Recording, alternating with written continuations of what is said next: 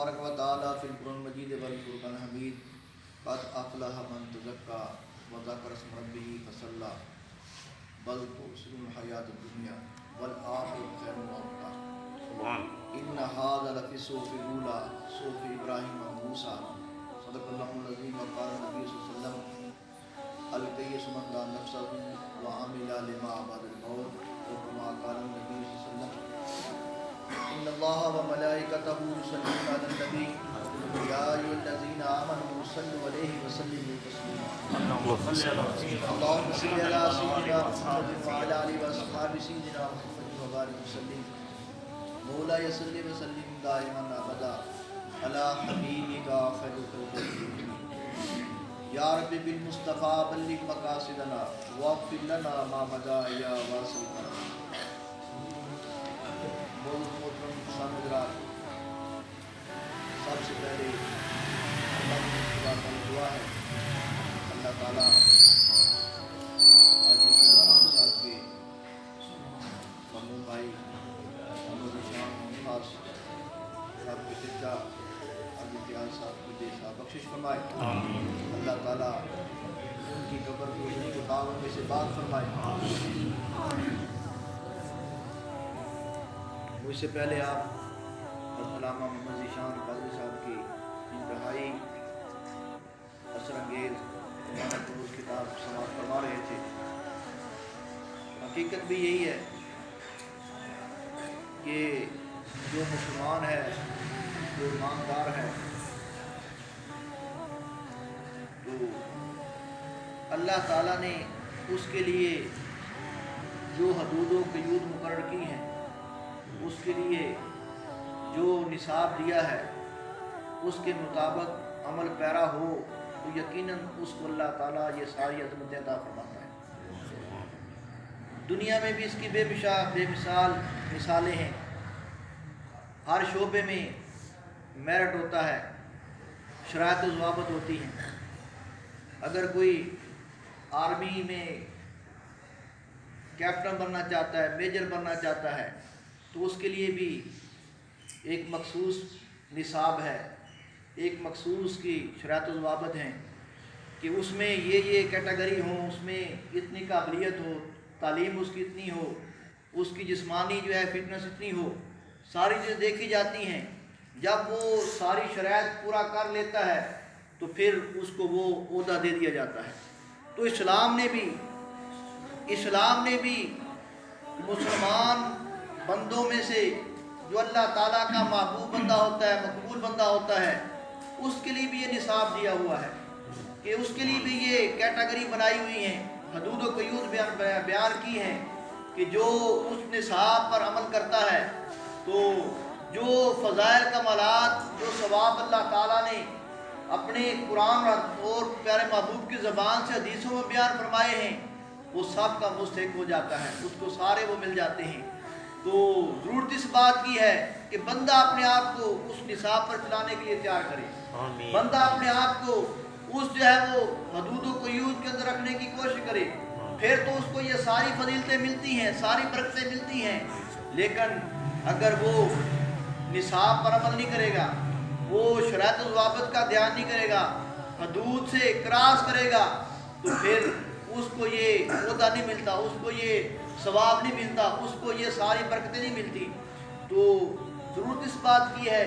कि हम मुसलमान जो हमारे इस्लाम का दायरा है, हम उसके मुताबिक अपनी ज़िंदगियाँ गुजारें। जो प्यारे नबी ने हमें ज़िंदगी गुजारने का निसाब तरीका बताया, अंदाज बताया है, उस अंदाज से हम अपनी ज़िंदगी गुजारें, फिर तो कदम कदम पर अल्लाह ताला की जो नवाज़ें हैं वो हमें देखने को मिलेंगी। कदम कदम पर अल्लाह ताला के जो इनामात हमारे लिए कुरान और हदीस में बयान किए हैं वो फिर मुसलमानों को मिलना शुरू हो जाएंगे। तो लेकिन आज हम अमली तौर पर बहुत पीछे हैं। तो अल्लाह ताला ने अपने लारैब कलाम में फरमाया क़द अफ़लह मन तज़क्का, कि यकीनन वो कामयाब हो गया जिसने अपना तज़किया कर लिया, जिसने अपने आप को सुथरा कर लिया, पाक कर लिया। तो यहाँ जो है कामयाबी की पहली जो है वो गारंटी, पहली चीज़, पहली शर्त अल्लाह ताला क्या बयान फरमाया है? तकवा, परहेज़गारी, तज़किया नफ्स। کہ جس نے اپنا تزکیہ کر لیا، جس نے اپنے دل اور دماغ کو برے خیالات، بری سوچوں، بری چیزوں سے، اللہ تعالیٰ کی نافرمانیوں سے بچا لیا، تو وہ کامیاب ہوا۔ کہ جس نے اپنا تزکیہ کر لیا، جس کا دل اور دماغ جو ہے وہ پاک ہو گیا، تو وہ پاک ہو گیا۔ اس کے بعد فذکر اسم ربہ فصلی، اور پھر اپنے رب کے ذکر کو کرتا رہا، اپنے رب کا نام جو ہے وہ ہر وقت اپنی زبان پر اس نے جاری رکھا، فصلی، اور پابندی کے ساتھ نماز پڑھتا رہا، تو وہ کامیاب ہوا۔ اللہ تعالیٰ کامیابی کے لیے یہ کیٹیگری بیان فرما رہا ہے کہ پہلے چیز کیا ہے؟ تزکیہ نفس ہے، اس کے بعد اللہ کا ذکر ہے، نماز ہے، لیکن آگے اللہ تعالیٰ نے ہماری فطرت بھی بیان فرما دی، انسانوں کا جو ہے وہ طرز عمل بھی بیان فرما دیا۔ وہ اللہ فرماتا ہے بل تؤثرون الحیات الدنیا، لیکن تمہاری حالت یہ ہے کہ تم دنیاوی زندگی کو ترجیح دیتے ہو، تم جو ہے وہ دنیا کو مقدم سمجھتے ہو، دنیا کو ہی تم جو ہے وہ پریفر کرتے ہو، دنیا کو ہی تم جو ہے وہ اہمیت دیتے ہو۔ تو فرمایا دنیا کو اہمیت دینے والوں، آخرت جو ہے وہ انتہائی بہتر ہے، بس آخرت خیر و ابقیٰ، جو آخرت کی زندگی ہے وہ بہت ہی بہتر زندگی ہے اور پائیدار زندگی ہے۔ یہ جس دنیا کے لیے تم ہر وقت پریشان ہو، سرگردہ ہو، اس کی کیا میعاد ہے؟ 60 سال ہے، 50 سال ہے، کسی کے لیے 20 سال ہے، کسی کے لیے 50، کسی کے 100 سال۔ تو یہ زندگی تو بڑی محدود ہے، تھوڑی سی یا مختصر سی ہے۔ تو یہ اس کی خاطر تم صبح جاگتے ہو، شام تک اسی کی فکروں میں رہتے ہو، اور جب سونے لگتے ہو اس وقت بھی اس کی فکر میں ہوتے ہو۔ تو فرمایا یہ دنیاوی زندگی تو بڑی عارضی زندگی ہے، جو آخرت کی زندگی حقیقت میں وہ بہتر بھی ہے اور دائمی زندگی ہے، تو اس کے بارے میں بھی ہمیں سوچنا چاہیے۔ تو ایک اور جو ہے قرآن پاک کی آیت میں اللہ تعالیٰ نے فرمایا وَلْتَنظُرْ نَفْسٌ مَا قَدَّمَتْ لِغَدٍ، کہ ہر انسان کو غور کرنا چاہیے اس نے اس کل کی زندگی کے لیے، کل قیامت کے دن کے لیے اس نے کیا تیار کر رکھا ہے۔ آج ہماری حالت تو یہ ہے کہ اللہ تعالیٰ ہمیں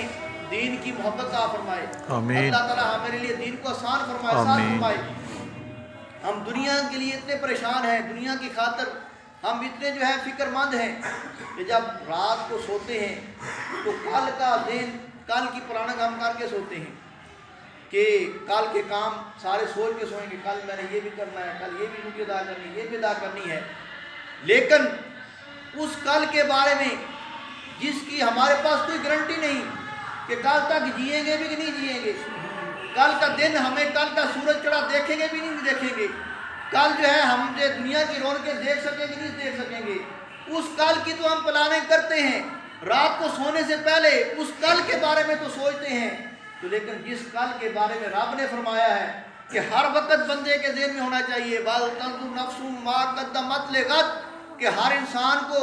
ہر لمحے ہر وقت یہ غور کرنا چاہیے کہ اس نے کل قیامت کے لیے کیا تیار کر رکھا ہے۔ تو یہاں اللہ تعالیٰ نے غد کا لفظ استعمال فرمایا ہے۔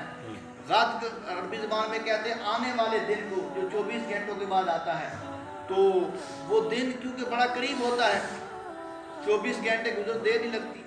تو جیسے 24 گھنٹے گزرنے کے فوراً بعد اگلا دن آ جاتا ہے، تو اللہ نے یہاں فرمایا کہ ہر انسان کو اس کل کے بارے میں سوچنا چاہیے کہ جو بہت دور نہیں ہے۔ ہر انسان ایسی سمجھے کہ میرے وہ قیامت کا دن میرے لیے ایسے ہی جیسے 24 گھنٹے گزرنے کے بعد میں نے حاضری دینی ہے، اللہ تعالیٰ کی بارگاہ میں پیش ہونا ہے۔ تو وَلْتَنظُرْ نَفْسٌ مَا قَدَّمَتْ لِغَدٍ، ہر انسان کو غور کرنا چاہیے کہ اس نے کل قیامت کے لیے کیا تیار کر رکھا ہے۔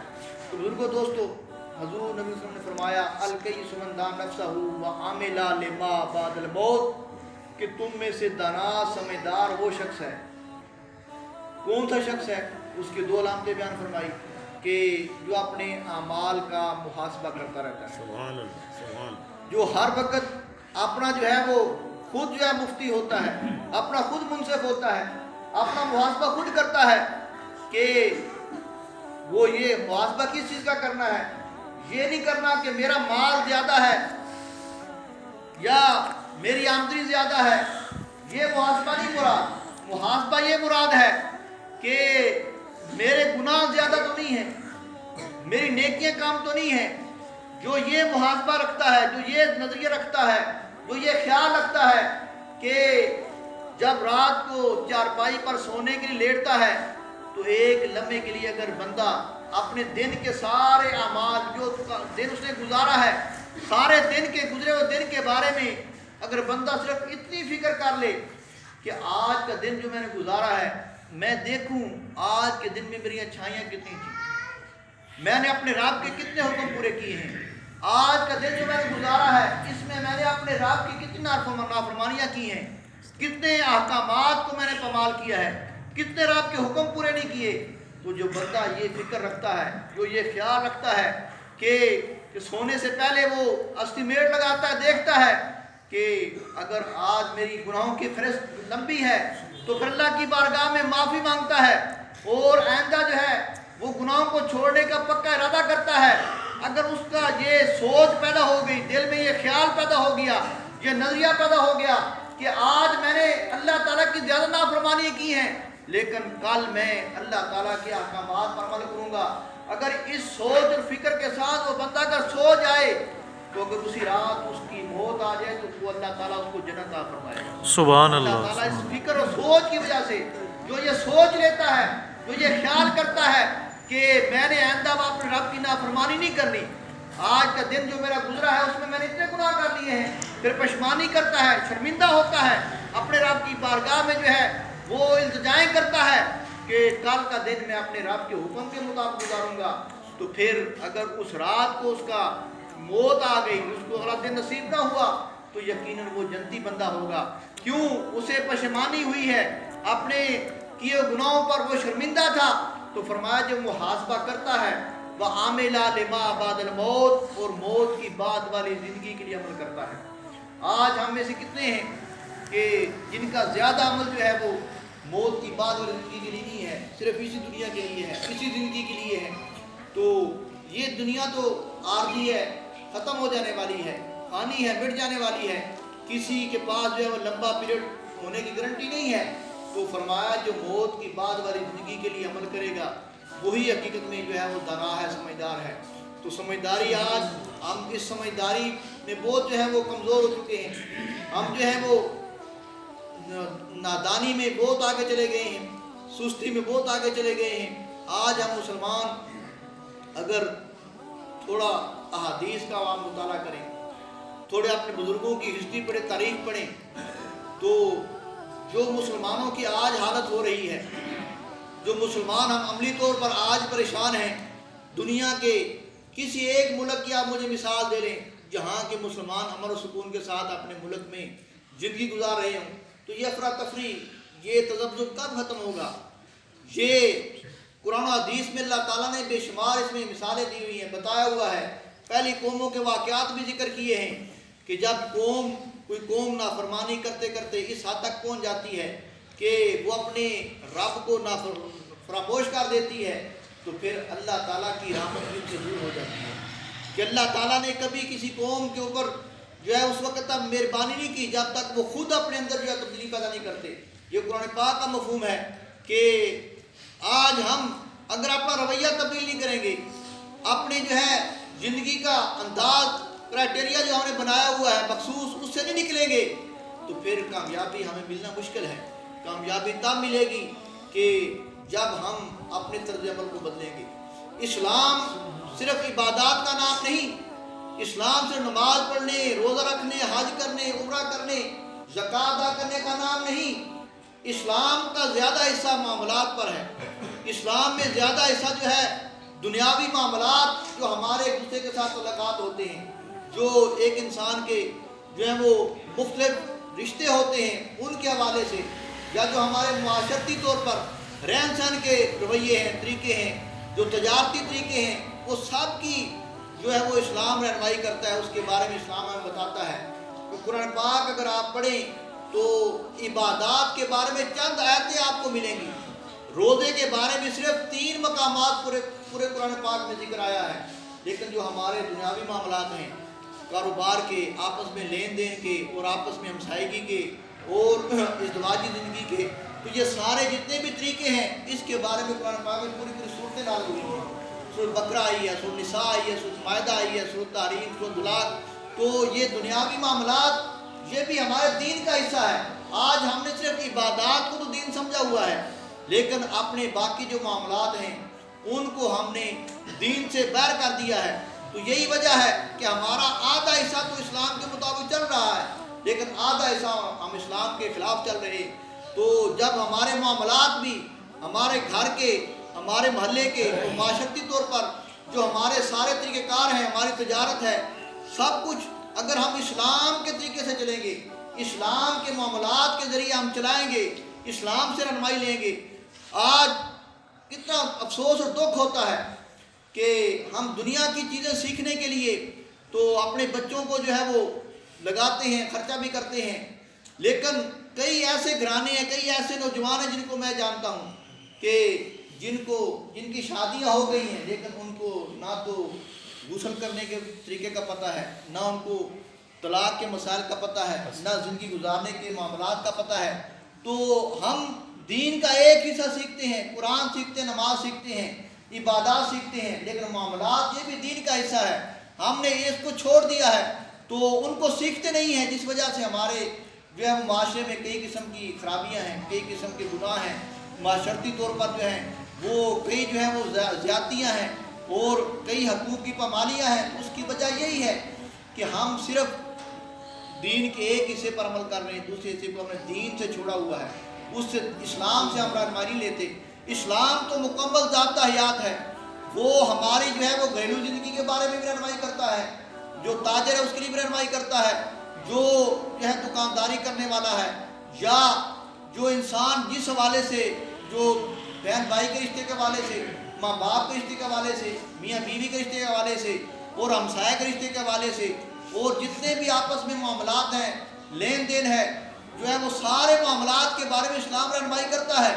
لیکن ہم ان معاملات میں اسلام سے کوئی رہنمائی لیتے، نہ ہی کوئی مسئلہ پوچھتے ہیں۔ تو آج ضرورت ہے کہ ہم مکمل اسلام کے اوپر جو عمل کریں، عبادات بھی ہم قرآن سے لیں، حدیث سے لیں، اور جو ہم معاملات کرتے ہیں، دنیا کی چیزیں ہیں، دنیاوی معاملات ہیں، ان کو بھی ہم قرآن کے مطابق اپنے معاملات چلائیں، تو پھر ہماری زندگی آسان ہوگی، ہمارے مسائل ختم ہوں گے، پریشانیاں ختم ہوں گی۔ تو اللہ تعالیٰ کی بارگاہ میں دعا ہے کہ اللہ تعالیٰ ہمیں عمل کی توفیق عطا فرمائے۔ تو اللہ تعالیٰ نے فرمایا بل تؤثرون الحیات الدنیا، لیکن تمہاری حالت یہ ہے تم دنیاوی زندگی کو ترجیح دیتے ہو۔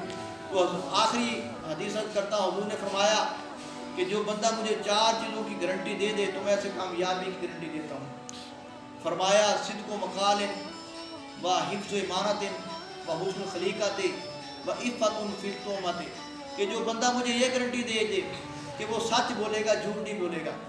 آج ہم جھوٹ ہمارے معاشرے میں کتنا زیادہ ہے، جھوٹ کے بغیر ہم چلتے نہیں ہیں۔ تو فرمایا جو سچ بولنے کی گارنٹی دے گا، جھوٹ چھوڑنے کی گارنٹی دے گا، اس کو میں کامیابی کی گارنٹی دیتا ہوں۔ دوسرے نمبر پر فرمایا کہ حفظ و امانت، جو امانت کی حفاظت کرے گا، امانت کی حفاظت کی جو ہے وہ گارنٹی دے دے، اور حسن خلیقت، اچھے اخلاق، اچھے کردار کی گارنٹی دے دے۔ اور چوتھے نمبر پر فرمایا عفت فی التہمت، کھانے پینے کی جو چیزیں ہیں اس میں پاک دامی ہیں، جس کی حلال کمانے کی گارنٹی دے دے تو اس کو میں کامیابی کی گارنٹی دیتا ہوں۔ تو اللہ تعالیٰ کی بارگاہ میں دعا اللہ تعالیٰ ہمیں صحیح معنی میں اسلام کے اوپر چلنے کی توفیق عطا فرمائے، اسلام پر چلنا ہمارے لیے آسان بنائے، اور ہمیں اپنے محبوب نبی کی